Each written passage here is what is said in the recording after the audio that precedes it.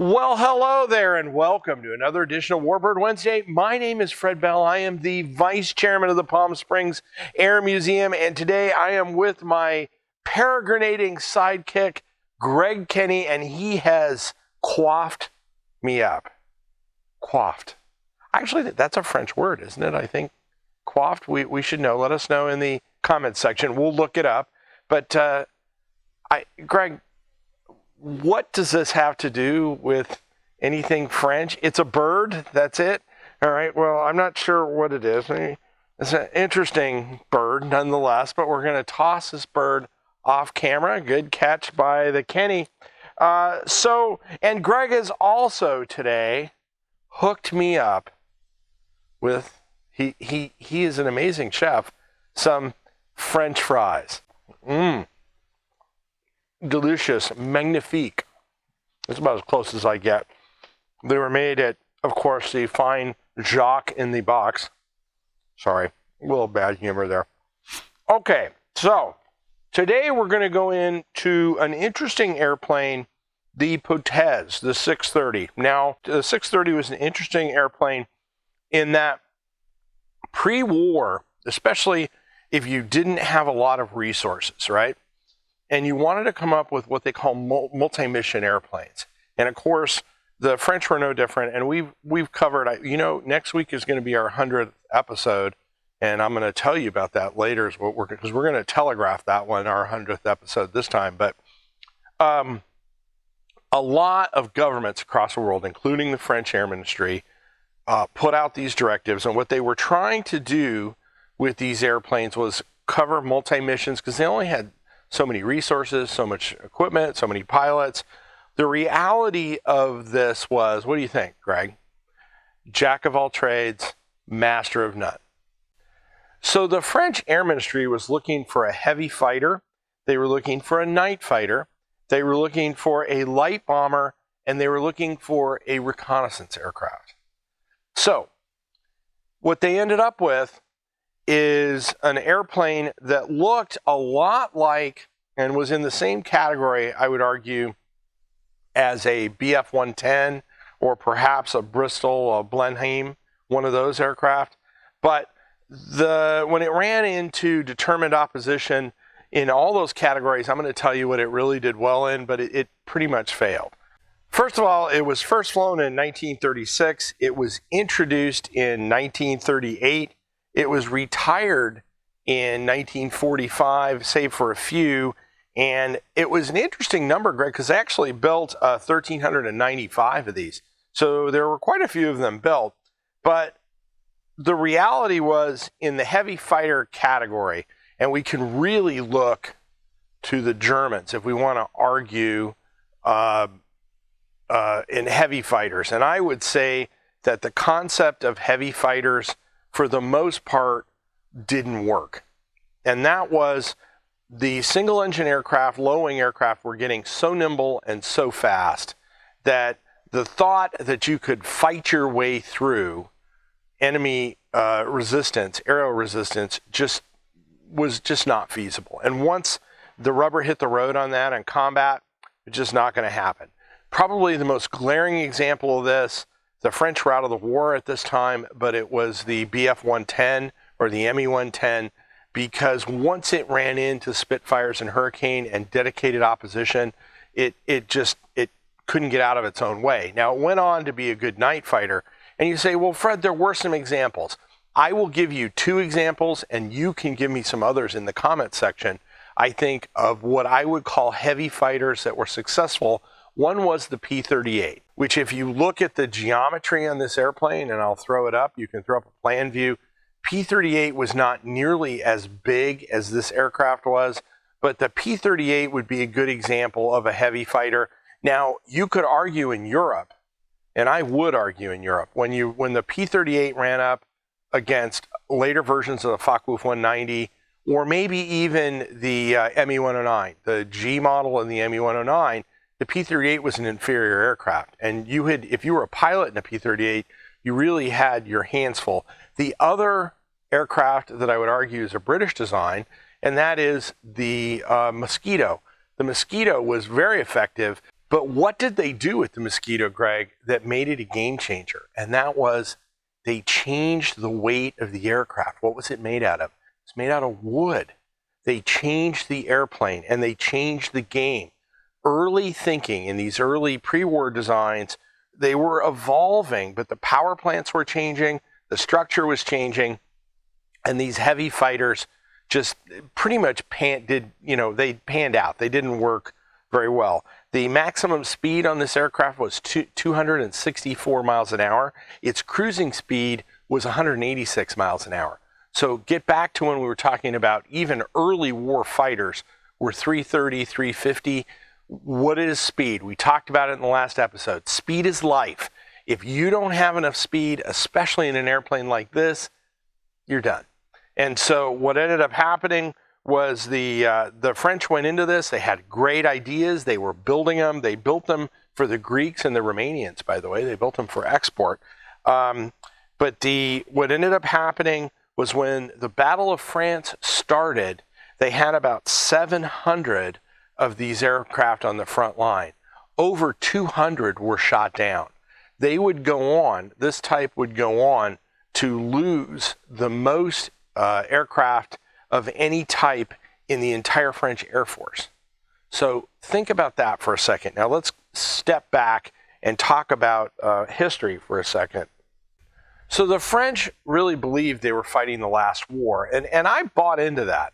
But when you look at statistically of all the aircraft that we've covered, and you look at their combat losses within a couple of weeks, the Battle of France didn't go on that long.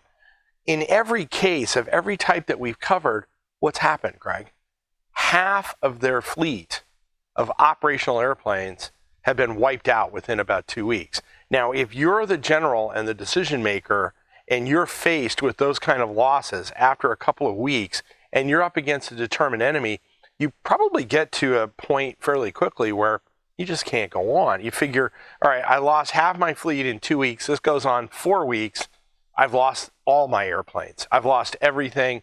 And maybe I can sue for peace with the Germans, which we ended up with the Vichy French. But the idea was maybe they could sue for peace and get something out of it. And if they went on longer, they just would lose everything. And I think if looking at their combat losses on the air side, we're not a land museum or land war or an army museum, but if you look at strictly on their air losses and you look at that attrition, if they had gone on for another 2 or 3 weeks, they have no Air Force left. It's just they're shot up. Now you say, well, they lost half the fleet. Okay. But you have to think about when that happens, when you're talking, let's say you have 1,000 airplanes, right? And let's say you say, okay, I have a fleet of 1,000 airplanes. You don't have 1,000 combat-ready airplanes. You maybe have 750 combat airplanes because the other airplanes, they're getting engines put in them. You don't have air crews. You don't have spare parts. Maybe you don't have fuel, whatever, but you never field the whole fleet.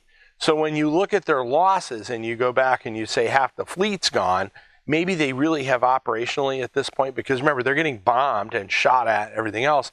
Maybe half of the airplanes they have left are left over.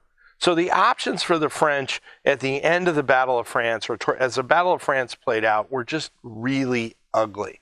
So what I want to do now is I want to talk about something that isn't ugly. We talked about French fortitude. And I'm standing in front of an exhibit that is actually about a B-24 bomber that was shot down in France, and the crew was rescued by the Maquis. And Greg can get an overview shot of this. This is something at the museum you really want to see because there's pictures in there. There was a reunion. It's a wonderful story. But I think what we talked about French fortitude. Now I want to flip it. And I want to say, why should we be thankful for the French? And this is going to be a tribute today from all of the air crews and the airmen that they rescued, because that's a story that is just absolutely amazing. And today, now this does look French, Greg. I think it is absinthe. Absinthe, is that it? The pronunciation's terrible. It is a botanical soda. Original non-alcoholic. It's nice and cold. Geez, this one is really good. Let's see, 150 calories. Let's see, sugars 37 grams. A lot of sugar again. Okay, so we're going to try this.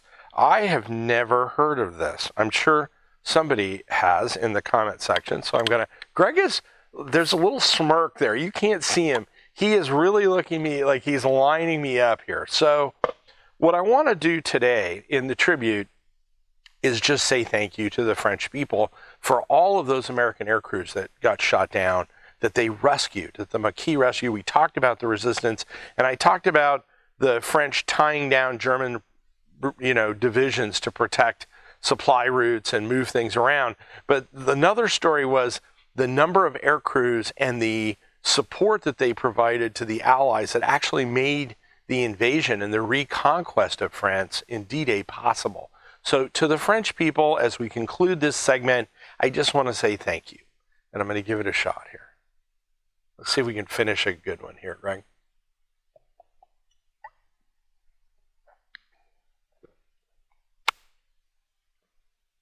Well, it's definitely got a fizz. It's not, this is one of those, again, that it's not terrible, but it's not something I would drink. Got interesting aroma, too. It's botanical. Greg is smiling here. I have no idea what's in this. I am really afraid, given the smirk on Greg's face. The customary second sip. Yeah, I mean, it's not, this actually is not totally offensive. I have no idea what's in it. I'm sure you're going to tell me after we get done. When he gives us the sodas, I don't know what he's doing with it. I'm afraid, given the little smirk that he's giving me, that there's something in there that I'm going to really be upset about after we get done filming this. So the most successful version of this aircraft, which I said I would talk about, was really in the reconnaissance role. And that was with the French Navy, the Naval Air Arm. They actually fought the Germans fairly well. They shot down 8 German aircraft versus a loss of 8 of their own. But still, that's a positive ratio, but not very good. So this bomber went on. It went ahead and fought. Once the French surrendered, the Germans took it in, but they primarily used it as a transport role and a training role. It did the Romanians, when the Romanians actually went in and fought in Russia, it fought in those battles as well. But after the Battle of France, it didn't really see much action. Now, it's one of those types that has just completely gone away. I can't find any of these. Given the number that were built, you would think, we've seen some of the other ones, that it might, but they just aren't there. So I think this is another aircraft that has completely gone on to history, which is unfortunate because you'd like to see some of these. But the company that this aircraft kept, so we categorize it, was the PE-2, the BF-110, which I've talked about, the Blenheim, the Bristol Blenheim, the KI-46, and the J-1N were aircraft that it was all in the same performance band with. Now, you'll notice, as I talked about last week with the aircraft we did last week, there's nothing in there that's like, hey, you want to keep the company of these airplanes that was comparable, and this is a great airplane. This was an airplane that was designed for a specific mission. It met combat with the enemy, and the assumptions that were made were just, they didn't hold up in combat, and they just kind of went away. But it was built in as I said, pretty good numbers, 1,395. Now, if you want to, and I like this is very, very nice. This is a sweater. We offered more of a pullover, or not a pullover, but a jacket last week. This is a pullover. Has a really nice collar there and zipper. And this would be something that, if you want to be cozy. I don't use that term very much, but if you wanted, this would be a nice cozy sweater. So go out to the link that's included with this and click on that link, and Jason will happily get one of these out for you. Now, we cannot do all of this, and I'm actually standing in front of the rework area here. You can see we have spare engines, what we call cores. We've got our Stearman back there, which is getting some work done on it. That actually flies consistently for us. So we cannot do all of this work that we do without your generous donations. So those of you who have donated, thank you so much. Go to the link down below. You can send us a few francs. We could certainly appreciate it. If you came across us on YouTube and you like what you see, send the gift of Warbird Wednesday to your friends. We're happy to keep talking about airplanes.